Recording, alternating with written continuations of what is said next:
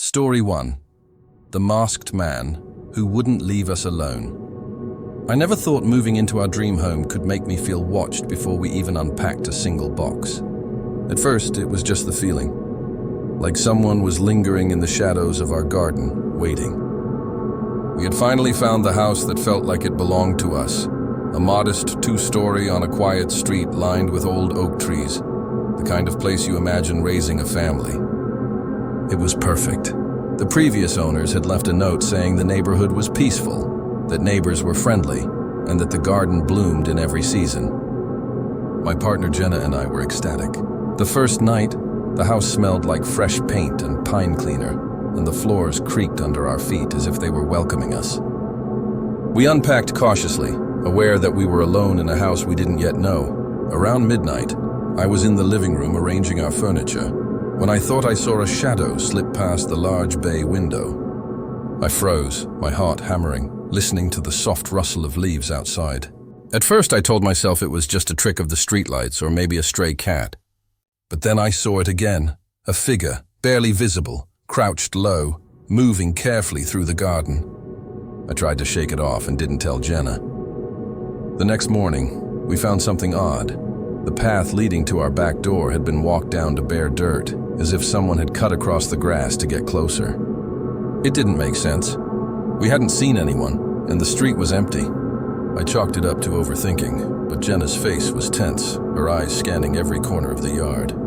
A few days later, we installed outdoor cameras. That night, we checked the footage in disbelief. Around 2:15 a.m., a man wearing a plain, expressionless mask appeared at the edge of our garden.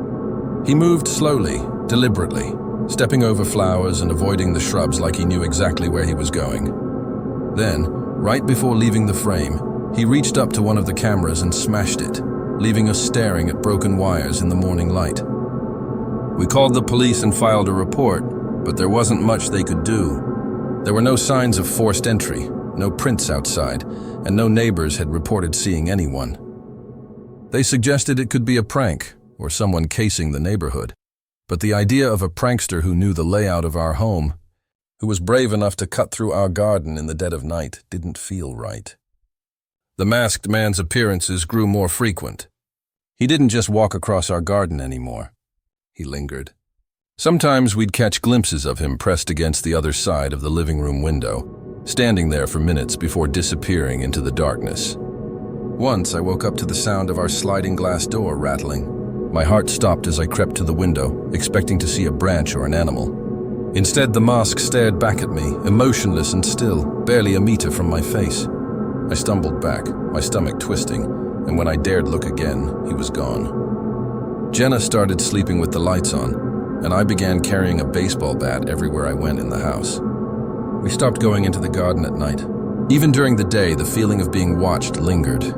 Neighbors started giving us strange looks when we asked if anyone had seen anything unusual. It was like they were deliberately avoiding the topic, or worse, they knew and didn't want to say. One afternoon, while I was cleaning the attic, I found one of the missing cameras tucked in a corner, lens cracked, but still functional. That night, I set it up inside the living room, hoping to finally capture the intruder. Around 1:43 a.m., I woke to the camera feed showing the living room door slowly opening, the dim glow from the hallway catching the edges of the mask. But this time he wasn't alone. Another masked figure appeared behind him, almost like he was waiting for someone to join him. They moved silently, slowly, inspecting the furniture, leaving their presence felt but not touching anything. Then they disappeared before I could react. We considered moving. It seemed logical. Why stay somewhere that made us feel hunted? But selling the house wasn't easy, and renting another place felt impossible. We tried setting up alarms and motion detectors, but every time one triggered, we found no one, no footprints, no broken locks, nothing. It was as if they knew the exact perimeter of our fear and respected it, circling just outside our sense of safety. Then came the day I saw them in broad daylight. I had gone to the mailbox, just across the front lawn, when I noticed movement near the oak trees at the edge of the street. Two figures, masks still blank and terrifying, crouched low, watching us from afar. The sun was high, the street was quiet, yet their stillness felt deliberate, almost ceremonial. I froze, feeling the air grow thick, and they vanished before I could even blink. Jenna refused to go outside alone, and I found myself sneaking peeks from behind curtains, unable to shake the sensation that every shadow could be them. Nights became sleepless marathons. The sounds of footsteps crunching over gravel, the occasional thump against a window, the rustle of leaves near the garden. It all built a tension that left us trembling even in daylight. We never saw their eyes, only masks. Their intentions were unreadable, but the message was clear. We weren't safe, and they wouldn't leave. We started to notice small changes too. Objects subtly moved, doors left slightly ajar, our garbage cans turned over with precision. It wasn't chaotic. There was an order to it, as if they were studying us, learning our patterns, watching the ways we tried to reclaim our home. One night, desperate for proof, I stayed up in the living room, recording with my phone, hoping to catch a glimpse of them. Around 3 a.m., a soft scraping sound came from the kitchen. I crept toward the source, phone in hand, and stopped dead in the doorway. A masked figure was crouched in the corner, moving silently, as if it had been there all along. It turned toward me, tilting its head in a way that made the mask seem almost curious. My hands shook violently, my mouth dry. And then, without a sound, it slipped past me and vanished down the hallway. We contacted the police again, but each visit left us more frustrated than before. Officers would search the perimeter, check doors and windows, and inevitably leave with nothing. Each time, the masked figures seemed to disappear moments before anyone arrived. Sleep became impossible. We began to argue constantly, each of us blaming the other for noticing things that weren't there. The psychological toll was immense. We installed bright floodlights, put up signs warning trespassers, and even tried fake security cameras, but nothing worked. They didn't break in aggressively, didn't speak or threaten. They simply existed on the edge of our reality, a constant reminder that our sanctuary had been breached. Then, one evening, we returned home to find all of our cameras gone, ripped from their mounts and missing from the yard and inside the house. No footprints, no evidence, just empty brackets staring back at us. The note they left wasn't written, but it was there in the absence of technology. We couldn't watch them, and they were still here. We moved out 2 weeks later, leaving behind everything we couldn't take. The house sold quickly to another couple, who moved in with smiles and hope in their eyes. But we knew better. Sometimes at night, I drive past that street. The house looks quiet, the garden perfectly maintained, the windows reflecting the moon. But I can't shake the feeling that the shadows linger, that someone, or something, still walks silently across that lawn, waiting for the next occupants to believe they're safe. And sometimes, just sometimes, I swear I see a glimpse of a mask in the corner of the window, staring, patient, and unrelenting. Because the worst part isn't that they're there, it's that they might never leave. Story 2. They called me Sunshine. My ex won't let me go. I never thought a single nickname could follow me like a shadow, but Sunshine did, whispered into my life in ways I couldn't escape. It started innocently enough. After I ended things with Matt, I assumed the relief I felt meant the nightmare was over. We'd been together for 3 years, and while he could be sweet, sometimes painfully so, there was a simmering possessiveness beneath his charm. I didn't notice it at first. Everyone called him obsessive, but I thought I could handle it. I was wrong. The first time I heard the nickname after we broke up, I shrugged it off. I was grocery shopping, distracted by a new list I had scribbled on the back of a receipt, when a man in aisle 7 cleared his throat and said softly but clearly, "Sunshine, you always forget the milk." I froze. He looked like any ordinary shopper, mid-30s, brown jacket, a little scruffy, but the words, the tone was identical to Matt's. I left my cart and rushed out, thinking maybe I'd imagined it. Over the next week, the incidents grew more frequent. A barista called me Sunshine while handing me my latte. A cab driver murmured it as I climbed in. At first, I chalked it up to coincidence. Matt was in rehab after a DUI and a minor assault charge, so there was no way he could be orchestrating this. I even laughed at myself in therapy. Paranoid, my therapist said. But deep down, a chill ran through me every time I heard the nickname. Then the strangers stopped mimicking just the words. They began copying his gestures. I'd catch someone at the bus stop tapping their finger against their temple in that same impatient rhythm Matt had. At the supermarket, someone leaned over the produce, tilting their head just like he did when he was trying to convince me to buy something I didn't want. Each encounter lasted only a few seconds, but it was enough. The subtle perfection of it made my stomach twist in a knot. One evening, I returned to my apartment to find the door slightly ajar. My heart slammed in my chest. I lived alone. I never left the door unlocked. Inside, the apartment smelled faintly of cigarette smoke. Not unusual for Matt, though I'd been careful to smoke only outside. On the living room couch sat a man, a stranger, reading a book. He looked up and smiled. "Hey, sunshine," he said, tilting his head in that familiar, irritating way. My hands shook as I called the police. By the time they arrived, he was gone, leaving behind only the faint scent of smoke and a stack of my mail rearranged neatly on the kitchen counter. I moved. I thought distance would help, but it didn't. Each new apartment brought a new stranger, a new sunshine whispered in elevators, coffee shops, even my office cubicle. They weren't violent. They weren't doing anything that could be pinned on a crime, but the message was clear. I was being watched, constantly. Every glance from a stranger could be him, or someone sent by him. I tried to fight back. I blocked numbers, changed email addresses, updated my social media privacy, and even altered my daily routines. It barely slowed him. Once I saw a man in a park writing in a notebook. He looked up at me and laughed, a laugh I knew far too well. I fled. Later, I found a small envelope slipped under my apartment door. Inside was a single sheet of lined paper with 3 words written in Matt's handwriting. "I see you." That's when I realized it wasn't about physical presence anymore. He didn't have to be there. He had found a way to project himself, using strangers as vessels, puppets trained to echo his words, his tone, his posture. The scale of it terrified me more than any break-in could. Someone somehow had penetrated the pattern of my life. Everywhere I went, there was a ripple of him, an echo that made my blood run cold. Therapy helped, but only so much. I learned to breathe through panic attacks, to ground myself when a random sunshine surfaced in a grocery line. But at night, when the city was quiet and shadows pressed against the walls of my apartment, the dread returned. The sounds of footsteps in the hallway, the faint rustling outside my window, every small noise became a threat. One Thursday, I received a video message on an account I didn't recognize. The video was grainy, shot from a distance, but I recognized the park. There he was, Matt, or someone so trained and so careful that the movements were identical.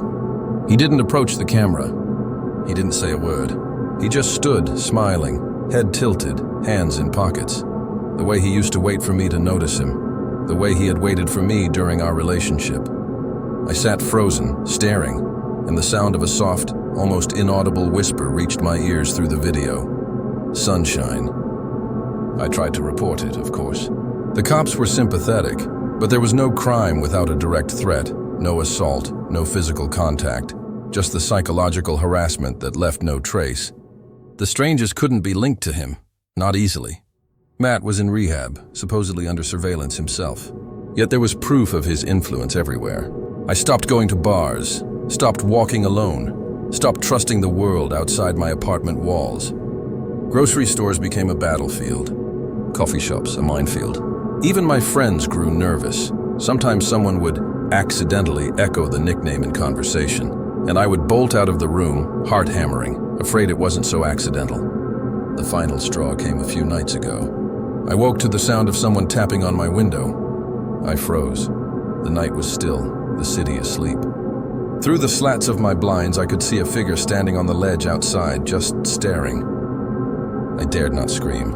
I didn't want to provoke him, or whatever he had orchestrated this time. Then he lifted a hand, fingers curling in that infuriating, precise gesture that Matt always used when beckoning me closer, and whispered, though the sound was carried by the wind, unmistakable.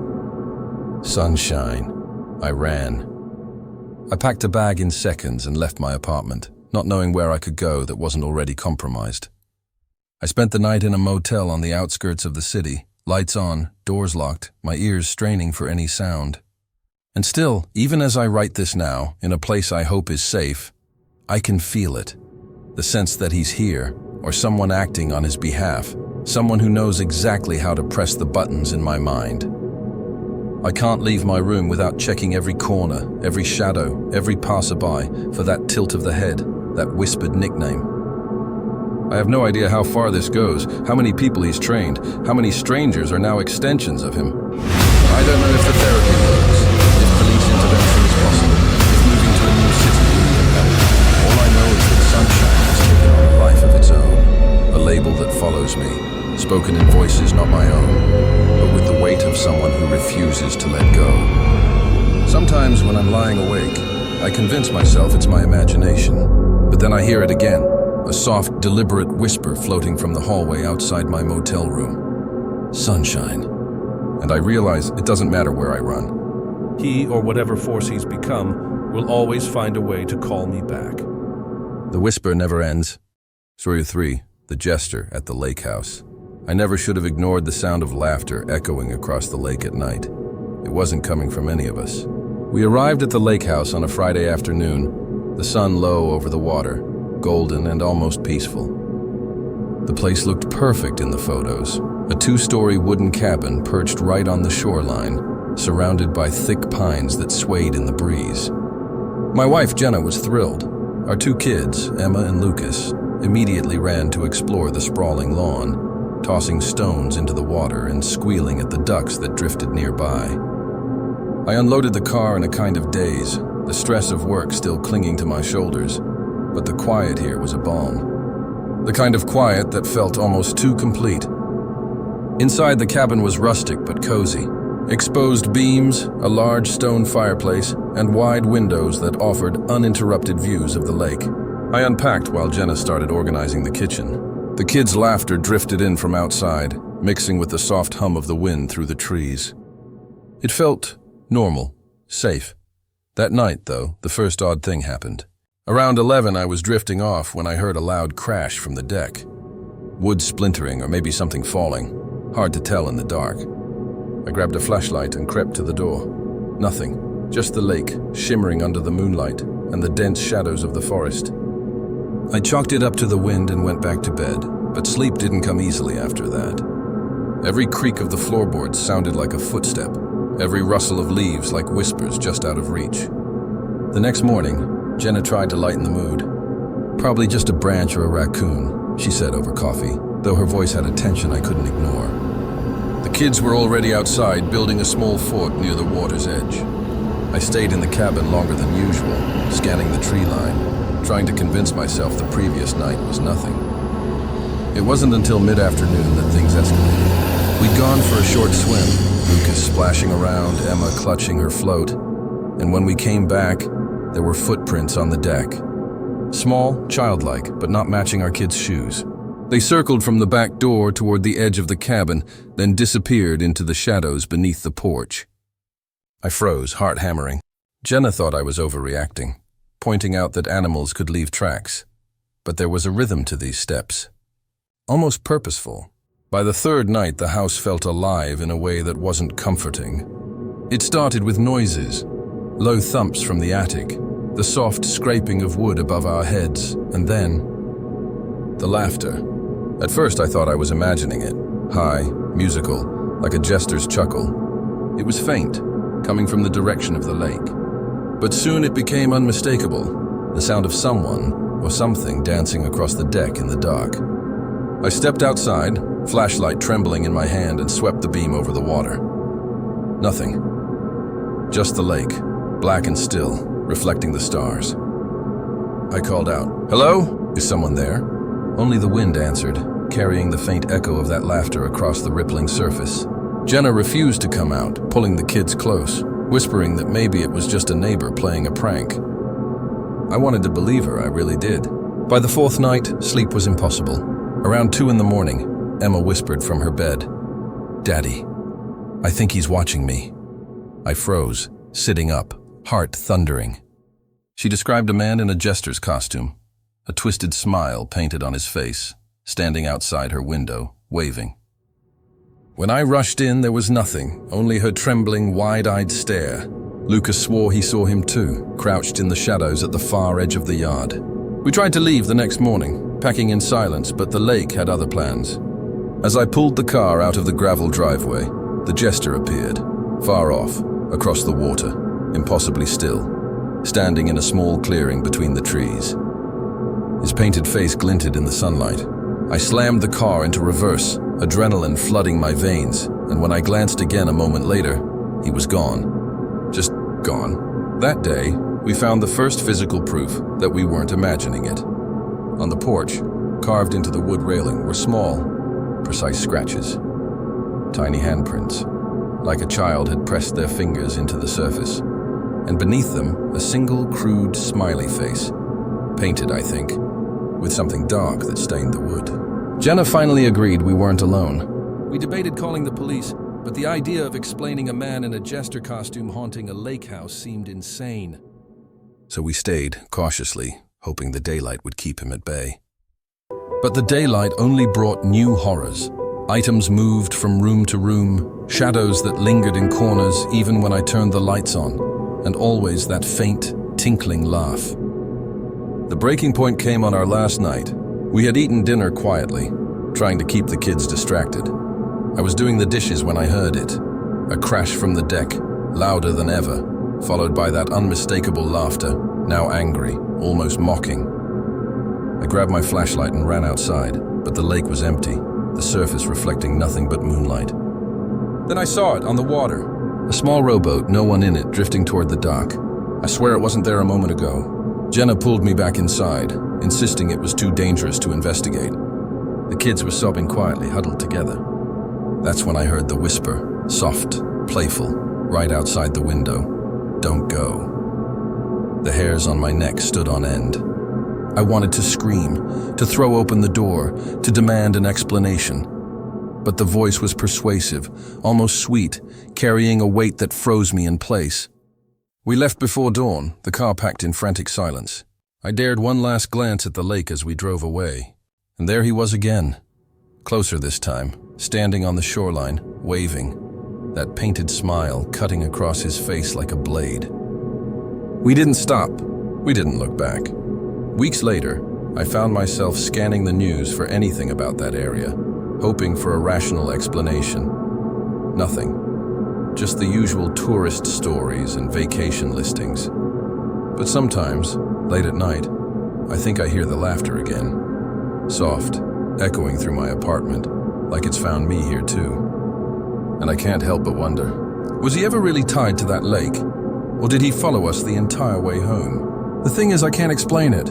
I can't rationalize it. But one night, as I was reading Emma a bedtime story, she whispered, "Daddy, he's at the window." And I swear, for just a moment, I saw a shadow flick across the glass, tall, crooked, smiling. I still don't know who or what he was. But I do know this. Some laughter doesn't belong to the world we live in. And some jests aren't meant to end.